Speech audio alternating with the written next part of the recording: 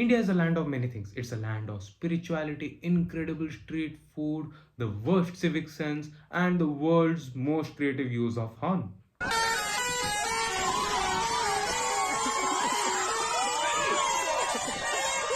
But mostly, it is a land of people who think that if you put a Monster Energy or a VR46 sticker on your 150cc commuter, it magically becomes a superbike.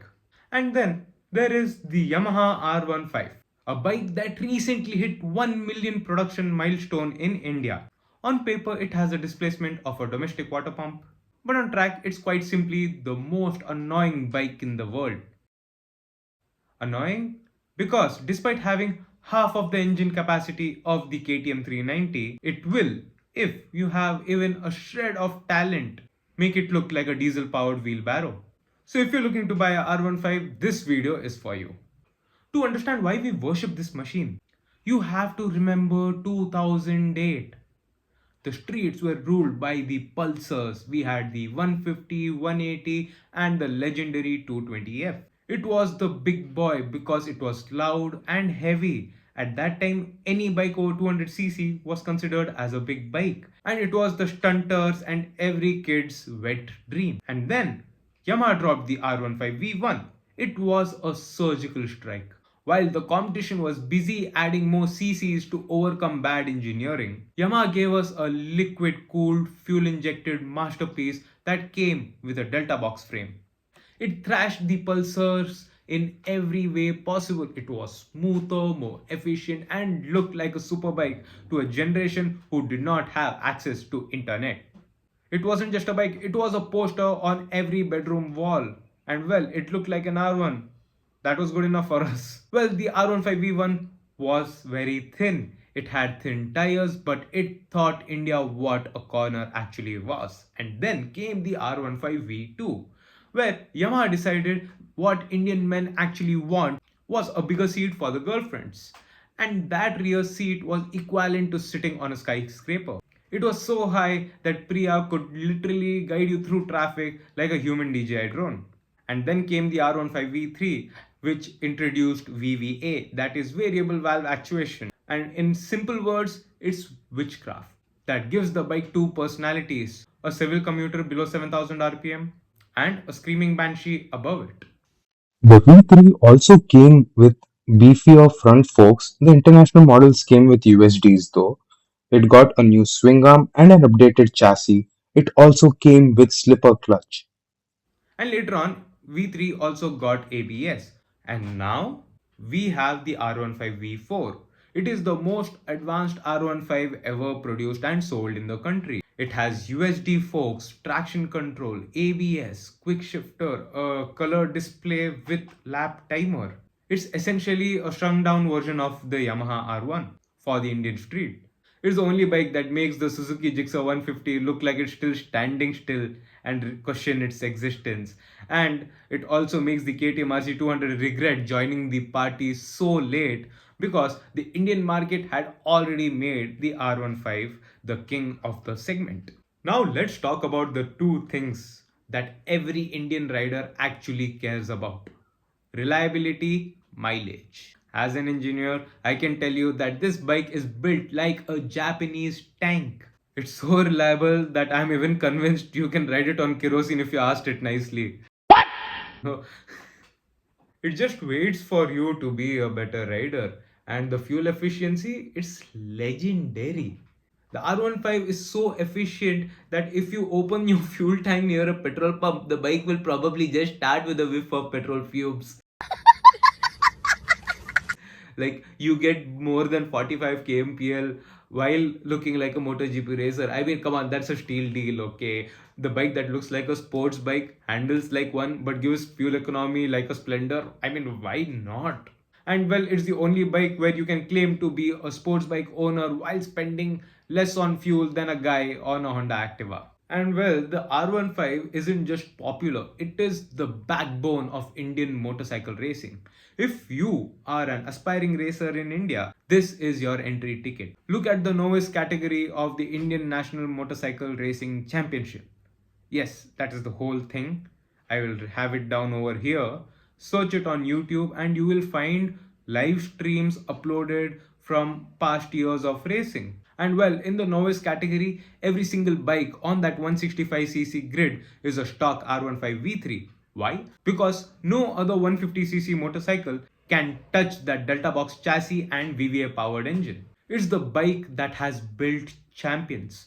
If you're young and you want to be a racer, you don't buy a 390, you buy a R15 and you learn how to actually take a corner. And mind you, the novice category for the national championships have an age limit of 23, and people who have not raced much or are new into racing are allowed in this category. So if you really want to get into racing, that is the right place to race, not the roads. And here's the part most reviewers miss out on. Yamaha didn't just build a motorcycle, they accidentally built a platform. And once a bike becomes a platform, it stops aging. The R15 doesn't get replaced, it evolves. You can take the entire front end from the V4 and direct swap it into a V3. The OEM bikes come with rubber brake lines. So if you upgrade them with steel braided lines, you will have race bike level braking. Yes, the OEM master kit caliper and the brake pads are that good. You don't replace the bike, you evolve it. And this isn't some internet fantasy, Like in India, parts are available at every corner. And the aftermarket support is huge. There are parts available locally, and if you go deeper into it, there are people importing parts from Indonesia. Master cylinders, rear sets, double bubble visors, race fairings, and the list goes on. This bike didn't survive because it's cheap. It survived because the ecosystem never dried up. And this is exactly why the R15 survives the things that kills big bikes immediately. Track abuse, learning phases, bad decisions made while figuring things out. The R15 absorbs them all. It holds your hand and guides you through it. And that's why it outlives bikes twice its price. Most bikes break you faster for 6 months. The R15 keeps up with you for years if you actually grow along with it. Well, you might be asking who the bike is actually for, and right now a brand new R15 V4 is almost over 2 lakh rupees on road. For most of the new riders, that might be quite a stretch to spend money on. So, in the used market, we have a lot of options. For a college student, the R15 is the ultimate social upgrade. While your friends are rolling up on scooters that sound like sewing machines, you arrive on a MotoGP inspired weapon. You get more than 45 kmpl of a commuter segment, you get the cool factor of a sports bike, and a motorcycle that actually handles on weekend track days or the ride to the hills. But as a second bike, it's a track rat's liberation. Like if you ask me, there are so many professional riders and racers who till date have a R15 in their stables. You buy it used, strip off the mirrors, stop caring about the polish or the indicators, the number plate bracket. Who needs it anyways? Heck, you don't even have to worry about insurance or registration for all that matters. You just need to keep it such that because inevitably when you low side at let's say Aruani grid or any other go-kart track, just because you pushed harder than what those MRF tires can provide for, you're just going to kick back the handlebar in place and maybe bend back the things that bent off and go back to riding and overtaking other riders on their 390s, 457s on the outside line just because they're too scared to lean the bike over because their insurance won't cover skill gaps.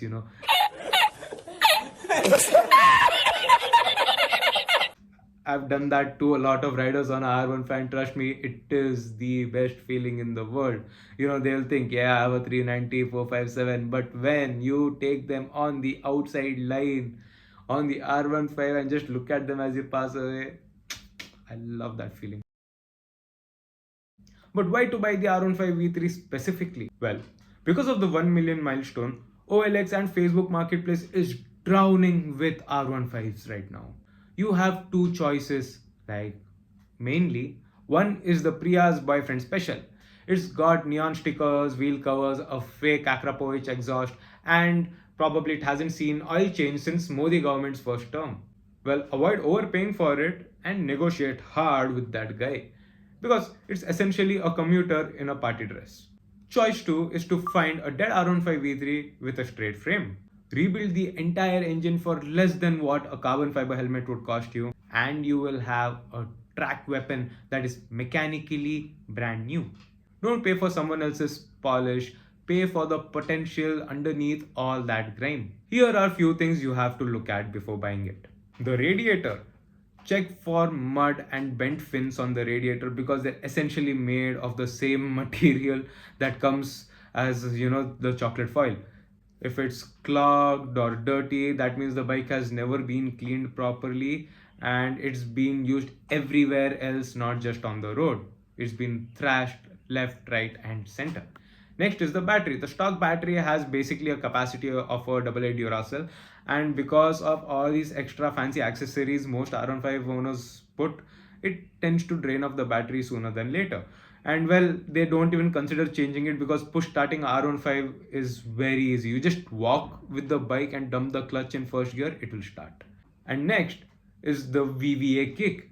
Take the bike for a test ride, send it above 7000 rpm. When you cross that point, you will hear a tick sound. That is basically when VVA gets activated, and you will feel a slight surge of pickup or power. If you don't feel that, then basically that means either your clutch plates need to be changed or the previous owner used engine oil that looks like tar. So ultimately, who the R15 is for? The R15 is for that college kid who dreamed of riding a sports bike but also wants fuel economy of a commuter, and it is for those bikers who already have, maybe let's say, an adventure bike, 600cc or a liter class bike, but they are too scared to push it on track and they want to start with something they can use to polish their basics on that doesn't break their pocket. It's a 150cc middle finger to everyone who thinks power is more important than poise. Well, you will have to accept the fact that your wrists will feel like they have been through a car crusher and your back will hurt. But when that VVA kicks in and you tip it into a corner, you won't care. And remember, the R15 is not for those who want to tour. I mean, you can, but remember this, every extra kilo you add makes the engine work harder than a Bihari out of Bihar. So in the end, buy that R15v3, go to a track, stop being boring, and for the love of everything that is holy, please take off those wheel covers. And well, if you think R15v3 is just for kids and not for pro riders, well, watch this video. Over here, it's me on the R15 ahead of a KTM 390. I'll see you there.